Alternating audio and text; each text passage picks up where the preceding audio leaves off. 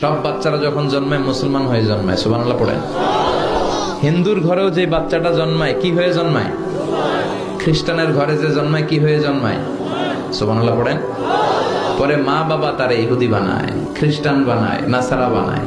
খ্রিস্টান ধর্মে কেউ অপরাধ করলে ওটারে পানির নিচে চুবায় রাখে, ওদের পবিত্র জায়গার পানি ওটার মধ্যে চুবায় রাখলে ওর সব গুনাহ মাফ হয়ে যায়। এটা কি মাথায় ধরে? ধরে না।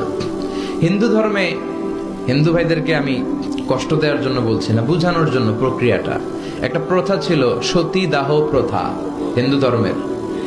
মানে হিন্দুদের কোন পুরুষ মারা গেলে, স্বামী মারা গেলে শ্মশানে মৃত লাশকে ওরা পোড়ায় না।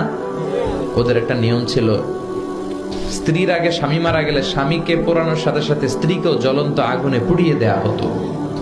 এই ইন্ডিয়াতে কত নারী যে জীবিত তাদেরকে পোড়ানো হয়েছে তার হিসাব নাই, পোড়ানো হয়েছে তাদেরকে। রাজা রামমোহন রায় নাম শুনছেন?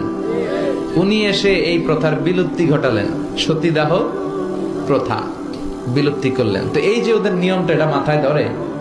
স্বামী মরছে তো বউরে মারবি কে? কথা বলেন। আবার হিন্দু ধর্মের আরেকটা সিস্টেম হচ্ছে, কেউ যদি খাঁটি হিন্দু হইতে চায় তার গরুর পেশাব খাওয়া লাগে, গোমূত্র পান করতে হয়। কি মূত্র? গোমূত্র পান করতে হয়। আচ্ছা, এই যে গরুর পেশাব খাওয়ার এটা কি আপনার রুচিতে যাবে? এটা কি আপনার স্বভাব সুলভ কোনো বিষয়?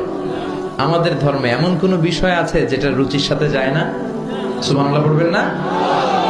এটা ফিতরাতি ধর্ম। এই ধর্মের কোনো বিষয় পালন করতে মানুষের কষ্ট হয় না।